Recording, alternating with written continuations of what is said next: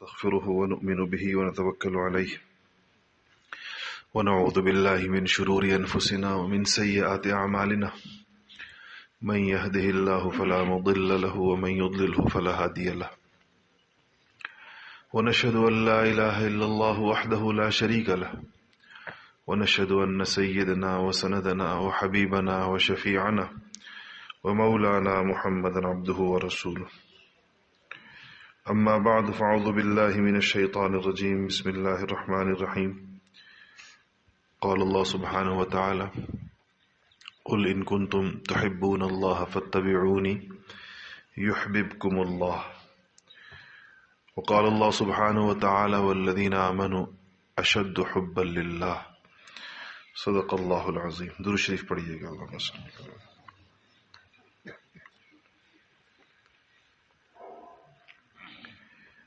میرے عزیز دوستوں اور بھائیوں اور بزرگوں، اللہ جل شانہ کی محبت دنیا اور آخرت کی تمام خیروں کی کنجی ہے. دنیا اور آخرت میں ایک انسان جن جن نعمتوں کا تصور کر سکتا ہے یا جن جن نعمتوں کی اس کو ضرورت ہوتی ہے اور جن جن نعمتوں سے کوئی انسان زیادہ سے زیادہ لطف اندوز ہو سکتا ہے، ان سب کا رستہ اللہ جل شانہ کی محبت سے ہو کر گزرتا ہے. اللہ جل شانہ نے اہل ایمان کا یہ وصف بیان فرمایا ہے کہ اہل ایمان کو اللہ تعالیٰ سے بڑی شدید محبت ہوتی ہے، اشد حب للہ. اور ایک جگہ اللہ جل شانہ نے فرمایا نبی کریم صلی اللہ علیہ وسلم سے کہ جو لوگ اللہ جل شانہ سے محبت کا دعویٰ کرتے ہیں تو وہ نبی کریم صلی اللہ علیہ وسلم کی اطاعت کریں. فاتبعونی، کہا کہ ان سے کہیے کہ آپ کی اطاعت کریں. اور اگر وہ حضور صلی اللہ علیہ وسلم کی اطاعت کریں گے تو یحببکم اللہ، تو اللہ تعالیٰ ان سے محبت شروع کر دیں گے، اللہ تعالیٰ ان سے محبت فرمائیں گے. اس سے پتہ چلتا ہے کہ اہل ایمان اللہ سے محبت کرتے ہیں اور اللہ جل شانہ اہل ایمان سے محبت کرتے ہیں، اور نبی کریم صلی اللہ علیہ وسلم کی اطاعت کرنے والوں سے محبت کرتے ہیں اللہ جل شانہ. اس محبت کا لطف جس کو دنیا کے اندر آ جائے، آپ تھوڑی دیر کے لیے خود تصور کریں کہ کوئی شخص ایسا ہو کہ جو اللہ جل شانہ کا محبوب ہو، اللہ تعالیٰ کو کے پسندیدہ لوگوں میں سے چل پھر رہا ہو اس زمین کے اوپر اور اللہ جل شانہ کو پسند ہو، پھر اللہ تعالیٰ اس کے ساتھ اس کی پوری زندگی کے ہر مرحلے کے اندر اللہ تعالیٰ کا اس کے ساتھ معاملہ کیا ہوگا. اور اس کی ایک پوری ترتیب ہے. مسلم شریف کی ایک روایت ہے کہ جب کوئی شخص اللہ جل شانہ کی اطاعت کرتا ہے اور اس حد تک کرتا ہے، اتنا تقوی اختیار کرتا ہے کہ اللہ جل شانہ اس سے محبت کرنا شروع کر دیتے ہیں. اور جب اللہ جل شانہ اس سے محبت کرتے ہیں تو پھر اللہ تعالیٰ آسمانوں کے اندر منادی فرماتے ہیں فرشتوں میں کہ فرشتوں، میں اس شخص سے محبت کرتا ہوں، یہ زمین پر چلتا پھرتا، اور تم آسمان والے بھی اس سے محبت کرو. تو آسمان والے اس سے محبت شروع کر دیتے ہیں. پھر آسمان والے فرشتے جو ہیں وہ زمین پر ندا لگاتے ہیں، آواز لگاتے ہیں. اس آواز کو زمین والوں کے دل سنتے ہیں، کان نہیں سنتے، دل سنتے ہیں. اور وہ آسمان والے یہ کہتے ہیں کہ اس بندے سے اللہ محبت کرتا ہے اور اس سے آسمان والے محبت کرتے ہیں، تو یہ زمین والوں تم بھی اس سے محبت کرو. حدیث کے الفاظ آتے ہیں ثم یوضع له القبول، پھر اس کو جو ہے وہ زمین پر قبول عام دے دیا جاتا ہے. پھر اللہ تعالیٰ لوگوں کے قلوب کے اندر اس کی محبت ڈال دیتے ہیں. اللہ کی محبت کا خاصہ. اس لیے آپ دیکھیں کہ دنیا میں کتنے زندہ لوگ بھی ایسے ہوتے ہیں اور بہت سارے گزرے ہوئے لوگ بھی ایسے ہیں کہ جن کے ساتھ نہ ہمیں کوئی زیادہ تعارف، نہ کوئی براہ راست تعارف یا تعلق یا دو طرفہ روابط نہیں ہوتے، نہیں رہے ہوتے. بعضوں سے تو ممکن نہیں ہے کیونکہ دنیا سے چلے گئے، لیکن ان کی محبت انسان کے دل کے اندر بہت زیادہ ہوتی. میں بعض ساتھیوں سے سنتا ہوں، کسی کو اپنی اپنی بعض اوقات مناسبت اور ذوق بھی ہوتا ہے. بعض لوگ کہتے ہیں کہ ہمیں فلاں صحابی سے اتنی محبت ہے کہ ان کا نام بھی لیں تو رونا آ جاتا ہے، کوئی اور ان کا تذکرہ کرے تو ہم آبدیدہ ہو جاتے ہیں، اور ایک عجیب قسم کا ایک جوش و خروش ان کی محبت اپنے دل کے اندر محسوس کرتے ہیں۔ اس دن مجھے کچھ کل ہی کی بات ہے، ایک ساتھی ہمارے استاد ہیں، ہمارے یہاں پڑھاتے ہیں، تو مجھے کہنے لگے کہ مجھے حضرت اسعد ابن زرارہ رضی اللہ تعالیٰ عنہ سے بہت زیادہ محبت ہے، کیونکہ یہ مدینہ منورہ میں دین کے کام کی بنیاد تھے۔ سب سے پہلے نبی کریم صلی اللہ علیہ وسلم نے جب حضرت مصعب ابن عمیر کو ہجرت سے پہلے مدینہ شریف بھیجا تھا تو یہ اسعد ابن زرارہ رضی اللہ تعالیٰ نے میزبانی فرمائی تھی، اور مختصر سی زندگی تھی۔ حضور صلی اللہ علیہ وسلم تشریف آوری کے چند ہی مہینوں بعد، ہجرت کے چند مہینوں بعد ہی ان کا انتقال ہو گیا اسد ابن زرارہ کا، لیکن مدینہ منورہ میں کام کی بنیاد انہوں نے ڈال دی۔ اس سے پہلے مجھے ایک ساتھی نے کہا کہ مجھے سیدنا سعد ابن معاذ رضی اللہ تعالیٰ عنہ سے بہت زیادہ محبت ہے، اور ان کا جب تذکرہ آتا ہے، میں پڑھاتا ہوں، وہ بھی استاد ہیں، کہتے ہیں میں پڑھاتا ہوں تو ان کا ذکر آئے تو ان کا کوئی واقعہ پورا کرنا بھی میرے لیے مشکل ہو جاتا ہے۔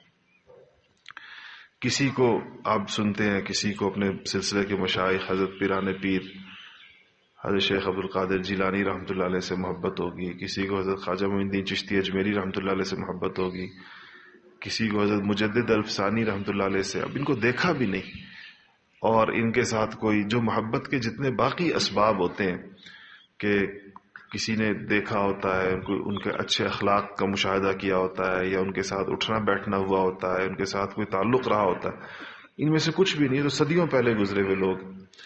لیکن اللہ جل شانہ کی جانب سے جو ان کے لیے قبول عام دلوں کے اندر ڈال دیا گیا، وہ ان کی زندگی میں جن کا ان سے واسطہ تھا ان کے دلوں میں بھی تھی، آج بھی۔ یہ اللہ تعالیٰ کی محبت کے ساری کی ساری اس کی فروعات ہیں، یہ اس کی شاخیں، یہ اس کے نمونے ہیں کہ اللہ تعالیٰ لوگوں کے لیے قلوب اس طرف کر دیتے ہیں۔ دوسرا اس کا نتیجہ یہ ہوتا ہے کہ ایسا شخص جس کے دل میں اللہ تعالیٰ کی محبت ہو، تو دنیا کی زندگی اس کے لیے بہت آسانی اور راحت والی بن جاتی ہے، کیونکہ محبت الہی والا شخص لازماً ذاکر بھی ہوگا۔ یہ تو ہو نہیں سکتا کہ ایک شخص کو اللہ سے محبت بھی ہو اور وہ غافل بھی ہو، یہ تو اجتماع نقیضین ہے، دو بالکل متضاد باتیں۔ تو جو اللہ سے محبت کرنے والا اور جس سے اللہ محبت کر رہے ہوں گے، وہ لازماً ذاکر ہوگا، وہ لازماً ہر وقت اس کو یاداشت حاصل ہوگی، ہر وقت اللہ تعالیٰ کا دھیان اس کو حاصل ہوگا، اللہ تعالیٰ کی عظمت اور اللہ تعالیٰ کی بڑائی، اللہ کی کبریائی، اللہ تعالیٰ کی معرفت نے اس کے دل کے اندر ڈیرے ڈالے ہوئے ہوں گے 24 گھنٹے۔ تو ایسے شخص کے بارے میں تو خود طے ہے کہ الا بذکر اللہ تطمئن القلوب، کہ ان کے دل اطمینان کی حالت کے اندر ہوں گے۔ تو اللہ تعالیٰ کی محبت کا ایک نتیجہ یہ ہے کہ انسان کو ہر وقت ایک حالت اطمینان حاصل رہتی ہے۔ میں نے ایک بزرگ سے یہ سنا کہ انہوں نے کہا کہ اس کا جو فرق ہوتا ہے کہ آزمائشیں تو اللہ والوں پر بھی آتی ہیں، مصیبتیں بھی آتی ہیں، غم بھی آتے ہیں، بچے ان کے بھی فوت ہوتے ہیں، اور حادثے ان کے ساتھ بھی ہوتے ہیں، بیماریاں ان پر بھی آتی ہیں، اور قید و بند کی صعوبتیں بھی آتی ہیں بعض اوقات، اور جو دنیا میں انسانوں پر مصیبتیں آ سکتی ہیں، جس کو مصیبت کہا جاتا ہے، جس کو پریشانی کہا جا سکتا ہے، تو آتی ہے۔ تو انسان ہے، دنیا میں لگی۔ انبیاء علیہ الصلوۃ والسلام نے کیسی کیسی آزمائشیں سہی ہیں، لیکن ایک فرق ہوتا ہے دونوں کے اندر، اور وہ یہ کہ جس کا دل اللہ تعالیٰ کی محبت اور اللہ تعالیٰ کی یاد سے چین پایا ہوا ہوتا ہے، جس کو مطمئن کہا ہے قرآن نے، تو جس کا دل اللہ تعالیٰ کی یاد اور اس کی محبت سے چین پایا ہوا ہوتا ہے، اس پر اگر کوئی آزمائش آئے، کوئی پریشانی، کوئی دکھ آئے، کوئی بڑے سے بڑا دکھ اس کے اوپر آ جائے، وہ اس کے دل کے اوپر سے ایک لہر کی طرح گزر جاتا ہے، اور دل کے اندر اطمینان ہی معجزن رہتا ہے ہر صورت میں۔ ہم نے خود بعض اس کے مظاہر دیکھے۔ میں کراچی میں پڑھاتا تھا، تو ایک دن میں نے مسجد کے اندر دیکھا تو ایک نئے صاحب مسجد میں نظر آئے، اور ان کو دیکھ کر ویسے ہی جس طرح بعض لوگوں کی طرف انسان کو کشش سی محسوس ہوتی ہے، تو ان کی ایسی کوئی 50-55 سال ان کی عمر ہوگی، بہت ہی نورانی چہرہ، اور دیکھ کر ایسے تھوڑا سا غیر معمولی پن سا محسوس ہوا۔ چہرے پر جو واضح چیز تھی جس کو جو بہت زیادہ محسوس ہو رہی تھی وہ اطمینان کی ایک کیفیت تھی غیر معمولی، سے بہت ہی مطمئن آدمی ہوتا. تو وہاں ایک میں نے دیکھ لیا وہ کس کے ساتھ گئے ہیں. ایک اور استاد تھے، استاذ الحدیث تھے، قندھار کے تھے وہ، تو ان کے مہمان تھے وہ. تو خیر ایک آدھ دن، مجھے بات بھول بھی گئی تھوڑی، ایک آدھ دن بعد میری ان کے میزبان استاد صاحب سے ملاقات ہو گئی، رستے میں ہو گئی. میں ان سے کہا کہ آپ کے ساتھ ایک مہمان تھے کل یا پرسوں مسجد میں نے دیکھا. تو کون تھے وہ؟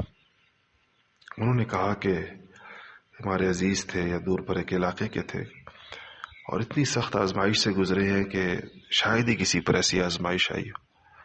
تو میں نے کہا کیا ہوا؟ کہا یہ افغانستان سے آئے تھے اور ان کے گھر پر امریکی طیاروں نے بمباری کی اور ان کے سارے بچوں کے چیتھڑے اڑ گئے. 4-5 بچے تھے، کہا سب کے ٹکڑے ٹکڑے ہو گئے اور بیوی شدید زخمی ہو گئی. یہ خود باہر تھے گھر سے، ان کو پتہ چلا تو یہ بھاگے ہوئے آئے اور ان کو بیوی جو ہے وہ تڑپ رہی ہے، اس کو اٹھایا. وہاں پر تو اسباب نہیں تھے علاج کے، کہا کہ اس کو لے کر کراچی آئے ہیں بیوی کو لے کر.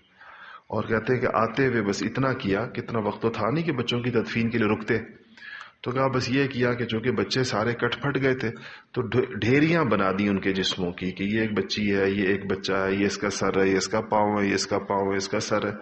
اس کو الگ الگ کر کے بس لوگوں کے حوالے کیا کہ ان کو دفنا دو اور بیوی کو لے کر آئے.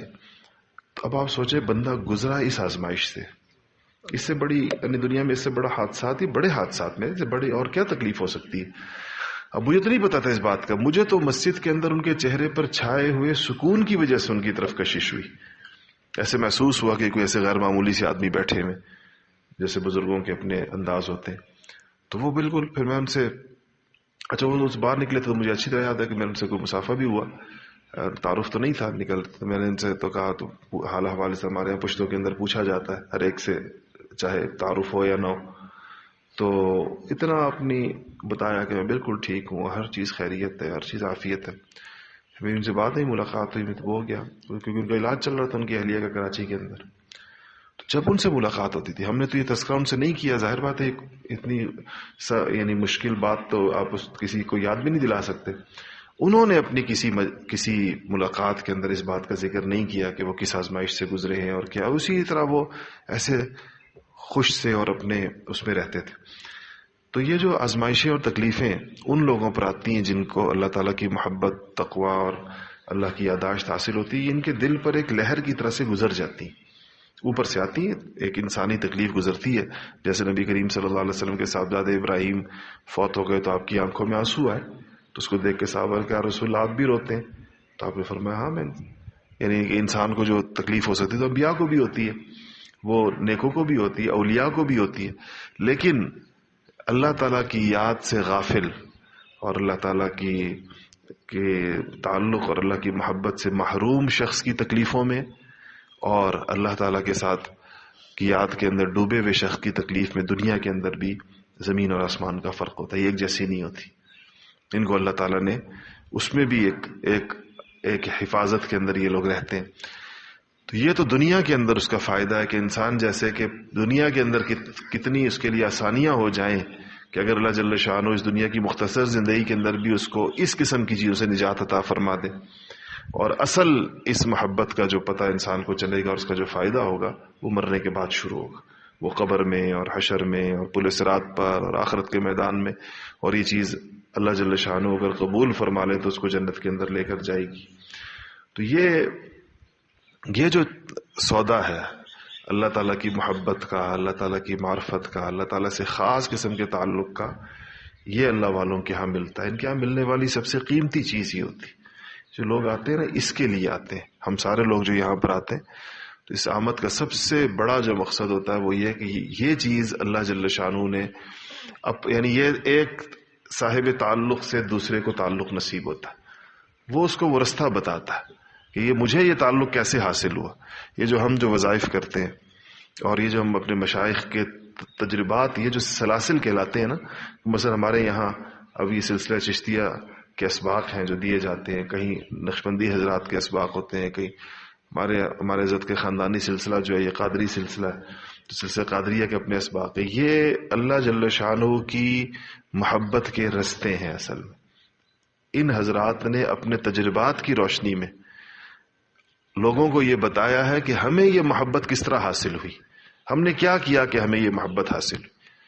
وہ اس طریقے محبت کو ایک دوسرے کو سیکھنے کے لیے اللہ والوں کے پاس آیا جاتا ہے اور وہ ان کو بتاتے ہیں. اس لیے جو چیزیں تلقین ہوتی ہیں وہ اس نتیجے کے حصول کے لیے ہوتی.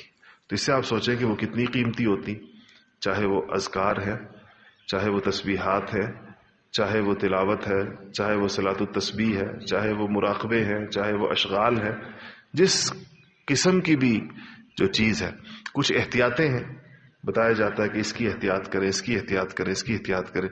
اور اس ساری چیز کے حصول کے لیے انسان کو ایک خاص قسم کا ماحول درکار ہوتا ہے. دو چیزیں درکار ہوتی ہیں، ایک ماحول درکار ہوتا ہے اور ایک کوئی مربی اور ایک بڑا اور ایک ایسا اللہ والا جو ان تمام مراحل سے گزرا ہوا ہو، سرد گرم چشیدہ ہو، دیکھا ہوا اس نے ساری کی ساری ان راہوں کو پرکھا ہوا ہو، اچھے طریقے سے معلوم ہو. تو پھر وہ بندہ اس راہ پہ چلتے ہوئے وقتاً فوقتاً اس سے پوچھتا رہتا ہے کہ جی میرا راستہ ٹھیک ہے یا نہیں. جس طرح ہم لوگ کسی راہ پہ چل پڑے تو اگر ہمیں شک ہو جائے تو کسی بندے سے پوچھ لیتے ہیں کہ بھئی یہ چیز درست جا رہی ہے، راہ ادھر ہی جا رہی ہے جہاں ہم جا رہے ہیں یا نہیں. ایسے ہی اس راہ محبت پر اللہ والوں سے بار بار پوچھا جاتا ہے کہ ہمارا راستہ درست ہے یا نہیں. ہم جو کچھ کر رہے ہیں اور جو چیزیں چل رہی ہیں ہماری، یہ ہمیں منزل ہی کی طرف لے کر جا رہی ہیں یا کسی اور سمت کے اندر لے کر جا رہی. تو یہ میرا اور آپ کا، ہم سب کا یہاں پر حاضری اس خیال سے ہوتی ہے. اس لیے یہاں جو وقت ہمارا گزرے، چاہے جو چلنے والے احباب ہیں یا جو کم و بیش اوقات کے لیے، وہ اپنے اس ہدف کو اور اپنے اس مقصود کو اپنی نگاہوں کے سامنے رکھیں اور اپنا تمام وقت ان ہدایات کے مطابق گزاریں تو ان کو بہت جلدی نتائج مل جاتے ہیں. یہ نتیجہ مل جاتا ہے جلدی، اس کے آثار شروع ہو جاتے ہیں. اور اگر بندہ ان تربیت گاہوں میں آنے کے بعد بھی وقت اپنی مرضی سے گزارے تو پھر وہ بعض اوقات محروم واپس جاتا ہے. ہمارے بزرگوں میں سے ایک مشہور بزرگ حضرت مولانا حماد اللہ صاحب حالجوی رحمۃ اللہ علیہ گزرے ہیں سندھ کے اندر. سندھ کا یہ بہت مشہور سلسلہ ہے مشائخ کا، اس کو سلسلہ قادریہ راشدیہ کہتے ہیں. یہ حضرت پیر صاحب پگاڑا رحمۃ اللہ علیہ کا سلسلہ ہے. تو حضرت کے شیخ تھے حضرت سید تاج محمود امروٹی رحمۃ اللہ علیہ. امروٹ شریف ایک جگہ ہے سندھ کی، ایک چھوٹی سی بستی ہے، تو جن کی وہ مشہور کرامت آپ نے سنی ہوگی کہ وہ نہر بن رہی تھی اور اس کے رستے کے اندر مسجد تھی چھوٹی سی. تو انگریزوں نے کہا کہ مسجد نہر کے اندر آ جائے گی. تو حضرت کو، بزرگوں کو جو خاص جلال آتا ہے، تو یہ جلال آیا کہ یہ اللہ کا گھر ہے، یہ نہیں بہہ سکتا پانی کے اندر. تو فرمایا کہ نہر کو موڑا جائے، مسجد کے اوپر سے نہ گزارا جائے. انہوں نے کہا کہ جی ممکن نہیں، جو نہر کو تم سیدھا رکھیں گے، جو چیز رستے میں آئے گی وہ جائے گی. تو حضرت جا کے نہر میں بیٹھ گئے، نہر میں کہہ رہا ہوں، مسجد میں جا کے بیٹھ گئے اور فرمایا کہ یہ مسجد نہیں توڑی جائے گی. خود اس میں بیٹھے تھے، مرید بھی ساتھ. اس کے بعد پھر کیا ہوا، اس پہ واقعات متعدد ہیں. مختلف حضرات سے ہم نے مختلف باتیں سنی. کچھ حضرات یہ کہتے ہیں کہ اس مسجد کو توڑنے کے لیے جو بلڈوزر آئے اس زمانے میں، انگریزوں کے زمانے میں، کہتے ہیں جو بلڈوزر بھی آ کر مسجد سے باہر جو ٹیلا تھا جس پر مسجد واقع تھی اس کو آ کے ٹکراتا تھا تو اس کا بلیڈ ٹیڑھا ہو جاتا تھا. تو انہوں نے کافی کوششیں کی تو کوئی بلڈوزر چلا نہیں. کچھ حضرات یہ کہتے ہیں کہ حضرت نے، تو انگریز اندر آیا کہتے ہیں افسر، تو اس نے کہا کہ جی آپ مسجد سے نکلیں، ہم مسجد گرا رہے ہیں، پانی آئے گا، نہر آئے گی، نہر بن رہی ہے. تو کہا کہ حضرت نے کسی سے کہا کہ ایک بوری پیاز کی لے کر آؤ. تو پیاز کی بوری لے کر آئے تو حضرت نے اس میں سے ایک پیاز نکالی اور اس کا صرف سر کاٹا، یہ سر اوپر سے، تو اور پھر کہا کہ بوری الٹو. تو بوری الٹی تو ساری پیازوں کے سر کٹے ہوئے تھے. تو اس انگریز سے کہا کہ میں ایک کا سر اتاروں گا، باقیوں کے خود ہی اتر جائیں گے. کہنے لگے. تو کہا کہ میں اس پر کہا کہ میں ایسے جاؤں گا نہیں اس مسجد سے. کہا میں ایک کا سر کاٹوں گا، باقیوں کے خود ہی کٹیں گے جیسے یہ پیاز کے ہوئے. بہرحال جو بھی ہوا، یہ کوئی محدثانہ اصول کے اوپر پرکھی ہوئی روایات تو ہوتی نہیں کہ بندہ کہے کہ روات اور راویوں کی بحث اور پھر ہر ایک کا پتہ ہو. بھائی یہ سنی سنائی حکایات ہی ہوتی. اتنا ہے کہ وہ مسجد آج بھی کھڑی ہے. آپ نے، ہم نے دیکھی، اس پل پر سے آپ گزرے آپ کو نظر آتی ہے پانی چاروں طرف. آپ نے دیکھی مولانا؟ لاہور میں نہیں، سکھر سندھ میں.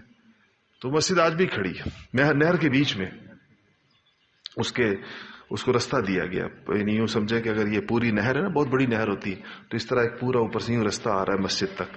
اتنی سی مسجد ہے، جتنے آپ لوگ بیٹھے ہیں اتنے لوگ بھی اس مسجد میں نہیں آ سکتے، کھڑی ہے آج بھی.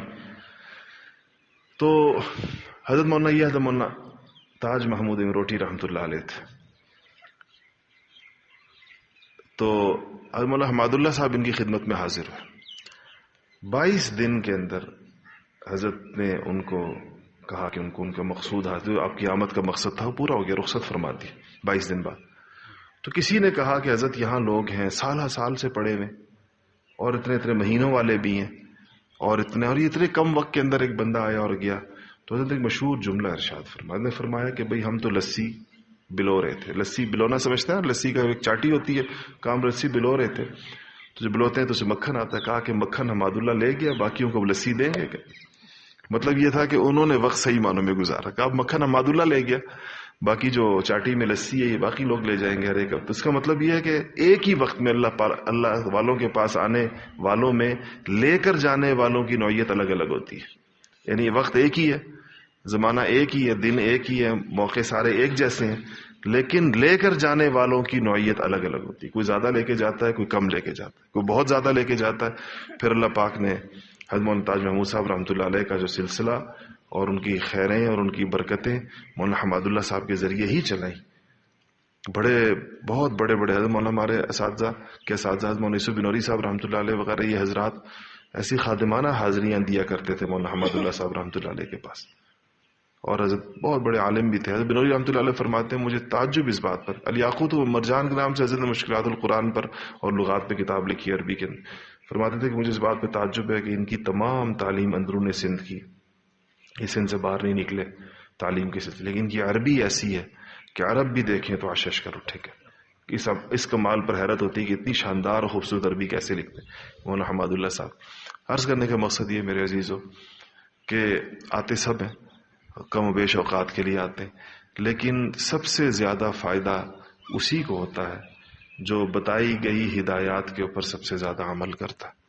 کم وقت کے اندر زیادہ لے کر جانے والے وہ ہوتے ہیں. اس لیے ہم سب کو اللہ تعالیٰ مجھے بھی اس کی توفیق عطا فرمائے کہ جو وقت ہمارا یہاں پر گزرے وہ تربیتی ہدایات کے عین مطابق، معمولات کے اعتبار سے، اٹھنے جاگنے کے اعتبار سے، خانقاہ سے باہر نکلنے کے اعتبار سے، اور گپ شپ اور اپنے اوقات ضائع کرنے کے حوالے سے جو ہدایات ہوتی ہیں، جو منہیات ہیں، جن چیزوں سے منع کیا جاتا ہے اس کے اعتبار سے، توجہ سے بات کو سننے کے اعتبار سے، اپنے تمام معمولات، اذکار، دی جانے والی چیزیں، اشغال کو انتہائی توجہ اور یکسوئی کے ساتھ کرنے کے اعتبار سے، ان سب چیزوں کا اگر اس طرح لحاظ رکھا جائے گا تو انشاءاللہ اللہ تعالیٰ کی ذات سے یہ امید ہے کہ یہاں سے ہم زیادہ سے زیادہ فائدہ اٹھا کر واپس جائیں گے.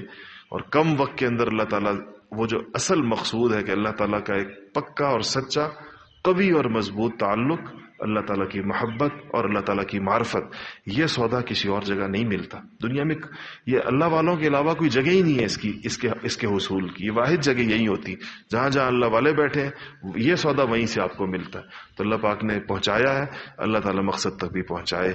وآخر دعوانا الحمدللہ رب العالمین.